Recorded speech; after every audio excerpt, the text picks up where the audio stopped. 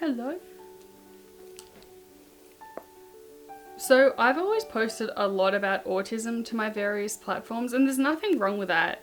But I am also multiply disabled, and I want to be able to talk about my other disabilities and bring awareness to them, especially the ones that are rare, like neurofibromatosis.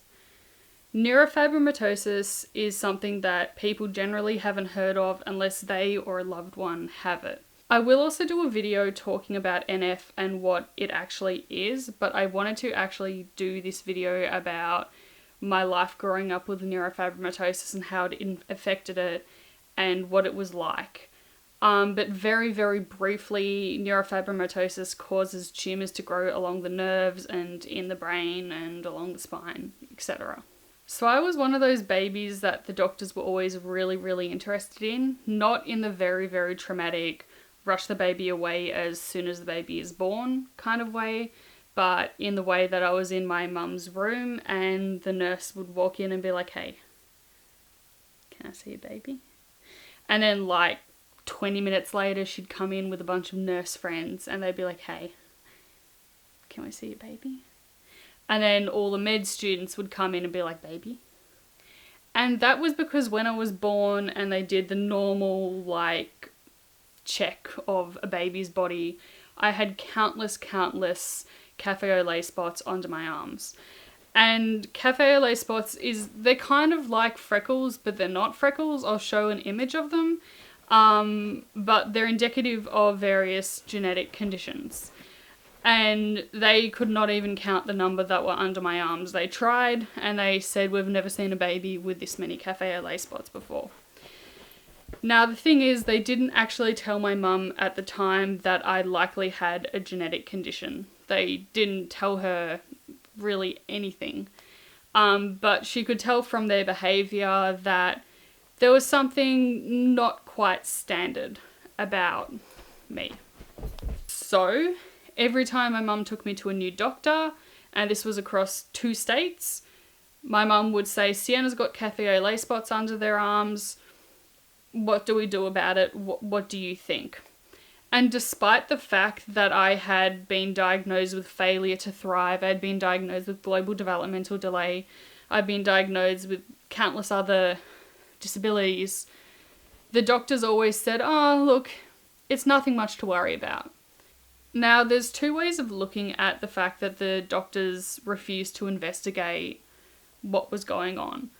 On one hand, it is medically negligent because ultimately people with neurofibromatosis need constant monitoring, and we need to have like checks every year or every 2 years to make sure there's no new tumours. The tumours that are existent need to be checked to make sure they're not becoming cancerous. And none of that was happening to me because they didn't diagnose it.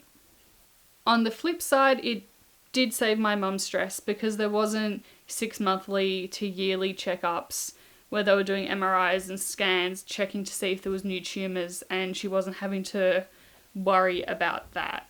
Because when I was actually finally diagnosed with neurofibromatosis, they did all of the tests. They did MRIs, they did all the tests on the eyes because optic gliomas are a very, very common thing with neurofibromatosis type 1. And one of those tests is this amazing thing where they put you like right up to a machine and you can not see anything around. And they have all these lights like flashing all around. And whenever you see a light flash, you have to press a button, like kind of like a hearing test, but you're looking for lights instead. And what it measures is if there's a sliver of your vision where you're not pressing the button, it's likely that that part of your vision has been blinded with an optic nerve glioma. And the reason you're seeing regularly the rest of the time is because your brain is compensating. But when it's these lights, your brain can't compensate because it's not predicting that there's something there. Anyway, so when I had all those tests, they all came back relatively good. And because of that, they were able to say, given Sienna's got this far in life and is this old, we know that it's unlikely that it's going to significantly change. It is likely that the same kind of number of tumours are going to continue to develop across the rest of Sienna's life. There's not going to be something super, super significant. So that took a lot of pressure off and a lot of kind of stress off. Then in 2020, they finally actually did the genetic test to code my DNA to see if I had neurofibromatosis type 1 or if I had Legius syndrome.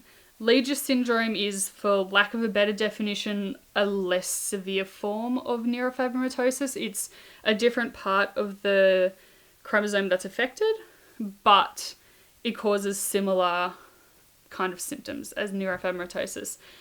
And they wanted to doubly check that I didn't have Legius and I had NF, and sure enough, the test came back confirming that I had neurofibromatosis. The other thing was these tests code every single amino acid in the strand. So when they did that, they saw exactly which variant I had. And from that and international databases, they said there are only 3 people in the world with your specific variant. And because of that, they can't give any definitive prognosis for me going into the future. I do not know the ages or anything about the other 2 people in the world who have my variant of neurofibromatosis. They may both be younger than me, in which case I'm actually the one that they're looking at to try to see what these younger people are going to end up as. Maybe they're older than me, I don't know. But because of that, I'm very much on a year-by-year basis. Some people with NF, as they get older, need less testing, but they're going to have to continue testing me as frequently as they would have when I was younger because they can't predict the future for me. And that amount of diligence will probably last for the rest of my life, which I'm okay with. I'd rather that they are diligent than not diligent. Leave it. She took Pebbles! Casey, where'd you take Pebbles?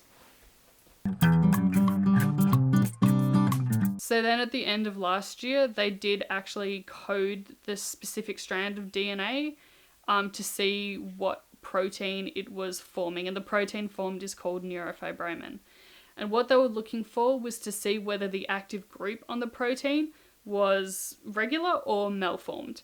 And if it was malformed, they knew that the disease was pathological and causing disease. And sure enough, it came back that my variant has a malformed active group. So they know that it will continue to cause tumours and that it will continue to be pathological in presentation. Doing that doesn't mean that they can predict any more than they previously could. I still have to have a very high level of care for neurofibromatosis going forwards, but it is still hopefully something that remains relatively stable. But yeah, so for now I report to my local hospital's genetics department. Soon they are apparently going to have a specific neurofibromatosis clinic in Melbourne because there are enough people in Melbourne to dedicate a clinic to neurofibromatosis, which will be exciting. I still have to keep up with the ophthalmologist. I have to keep up with a couple of other things, but all in all, it's manageable, which is good. I hope you learnt something about neurofibromatosis. I'm more than happy to answer any questions. More than happy, actually. I'd love to talk about it. And I will also discuss the actual specific causes of neurofibromatosis and more specifics about it as well. Thank you.